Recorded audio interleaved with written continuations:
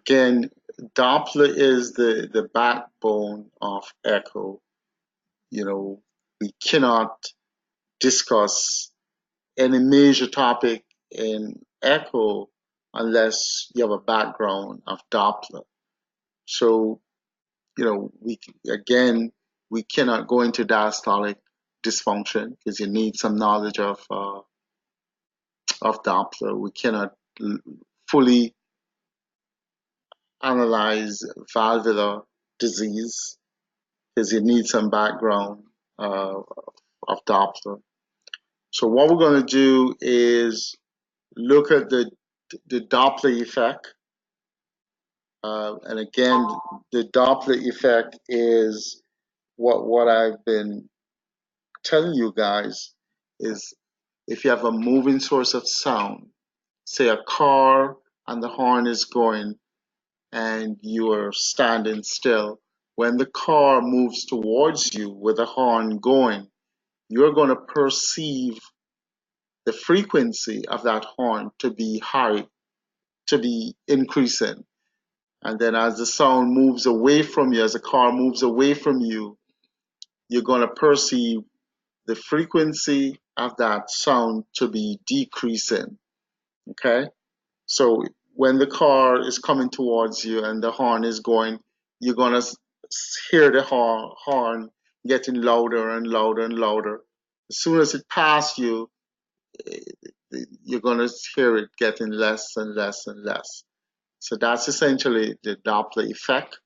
We're going to look at the Doppler formula because the Doppler formula will allow you to do certain manipulation to get maximum Doppler effect or the maximum velocity.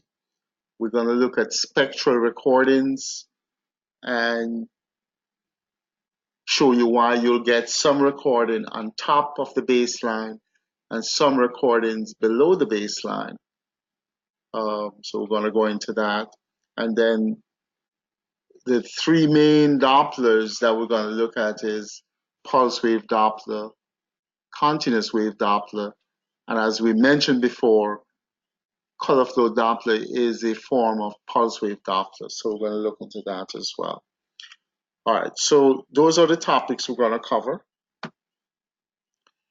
Again, the Doppler effect was proposed by an Austrian physicist, Christian Doppler. So when you do something good or you discover something, they name the thing after you, okay?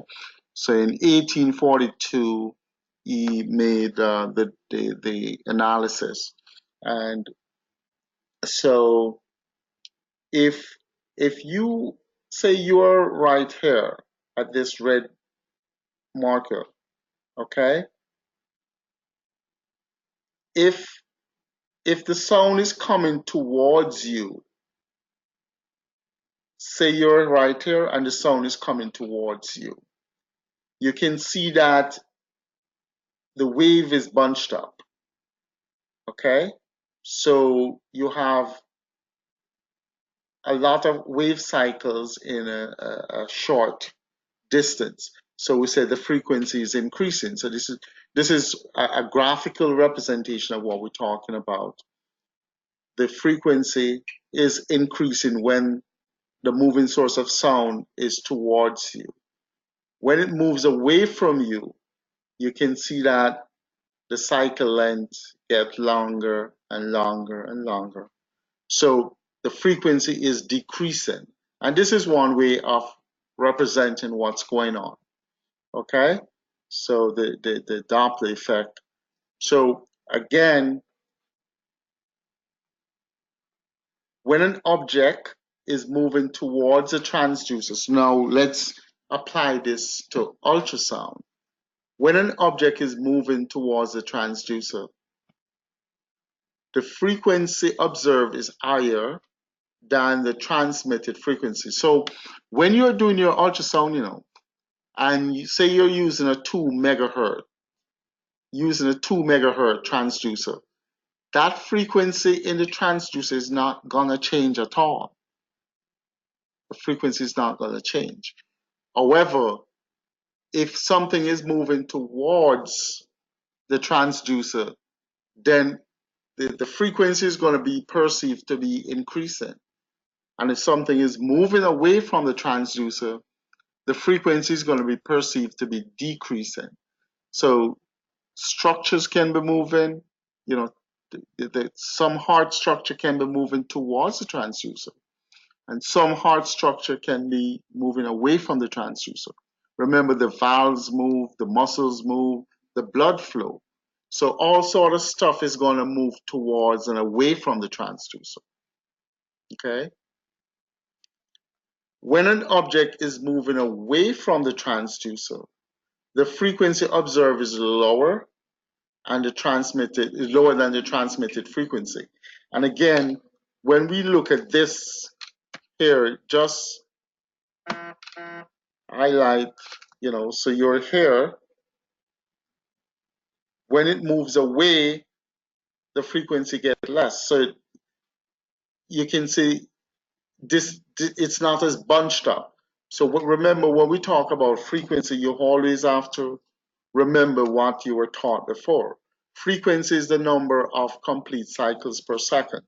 You can see if we take, if we take a certain distance, you have less cycle here than say if we, than over here. The cycles are bunched up. So this is a greater frequency, lower frequency. So when the object is moving away from the transducer, the perceived frequency is lower. Okay? So when an object is moving away from the transducer, the frequency observed is lower than the transmitted frequency. Again, the frequency that the frequency that the transducer is putting out is going to be fixed. However, because you have moving objects, you're going to have different observed frequency.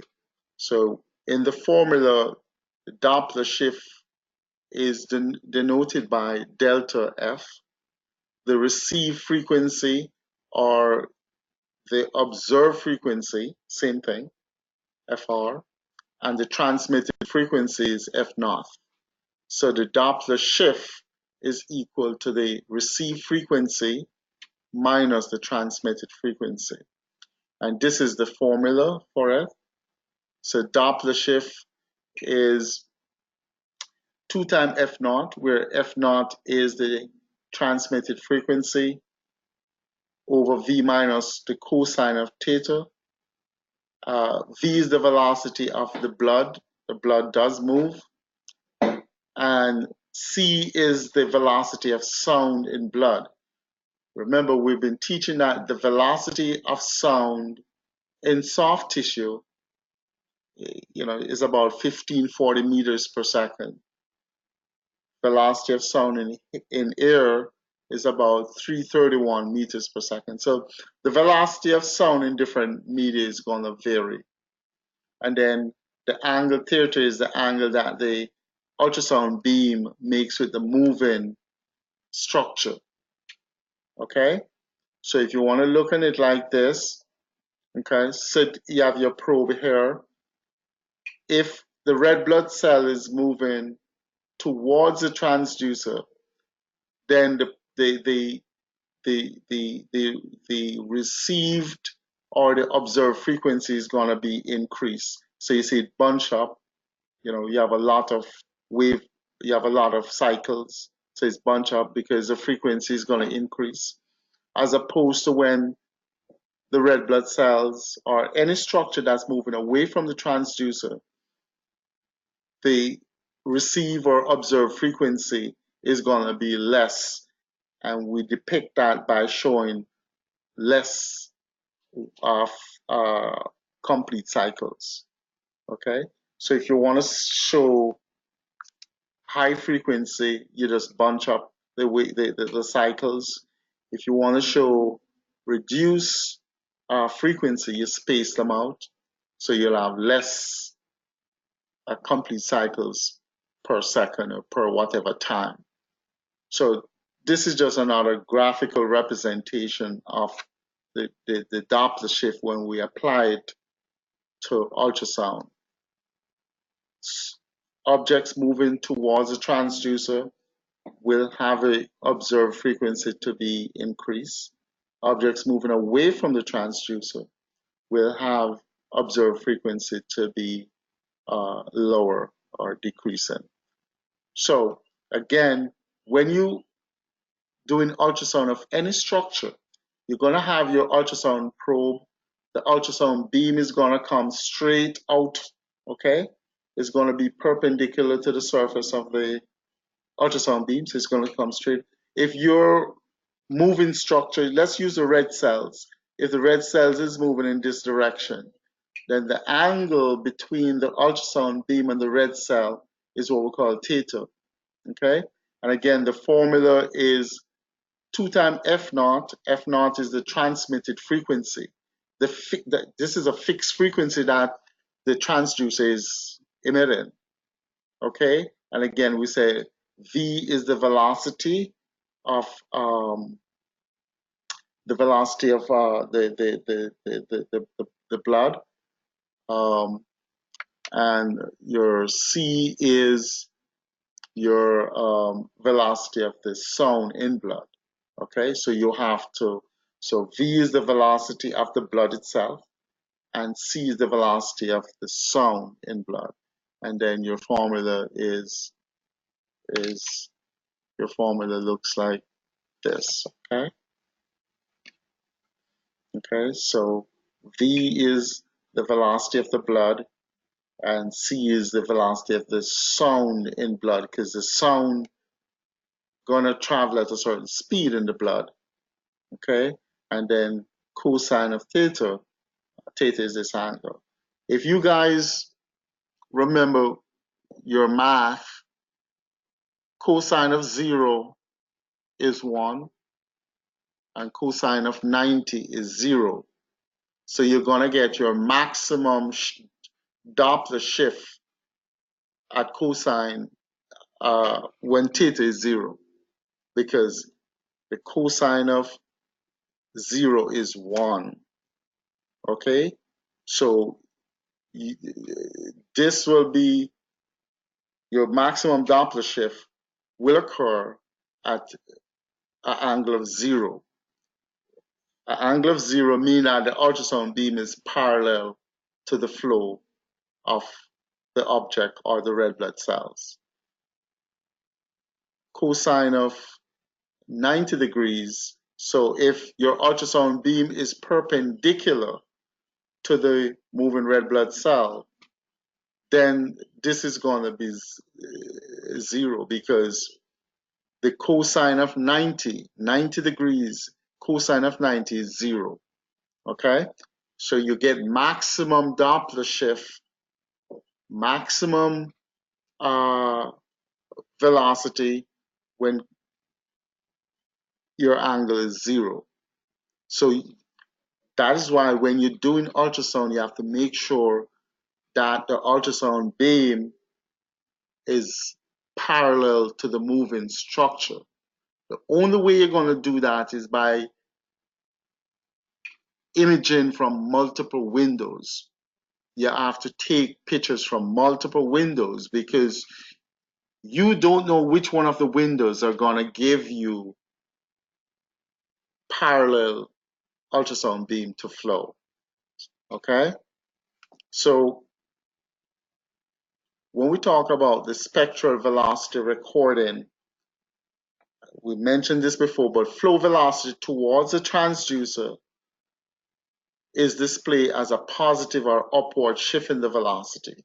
So when we're doing our Doppler and we put the ultrasound probe on the patient's chest, if there's flow of blood or movement of tissue or any structure towards the transducer, it's going to be above the baseline. And then flow that is away, anything moving away from the transducer, you're going to have the spectral recording below the baseline. And this is what we mean by that. So, okay, so your ultrasound, your probe is here, ultrasound probe.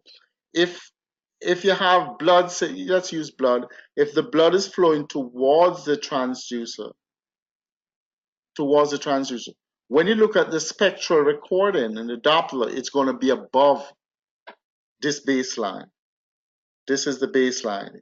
The spectral recording is going to be above the baseline, as opposed to your transducer and you have flow away from the transducer. The spectral recording is going to be below the baseline. It's going to be below the baseline. Okay? And so this is short axis. Okay, so this is an actual spectral recording where you have short axis at the level of the aorta. So this is your aorta right here. Tricuspid valve is over here. And your pulmonary valve is right there. And you put your cursor is right here. If you remember, this is the right ventricle, tricuspid, right atrium. So we put our cursor across the tricuspid valve and we get a spectral display like this. It's below the baseline.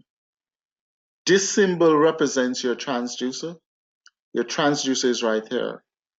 So if your transducer is right there and you put your Doppler and you get this spectral recording, then it's telling you that the flow is away from the transducer.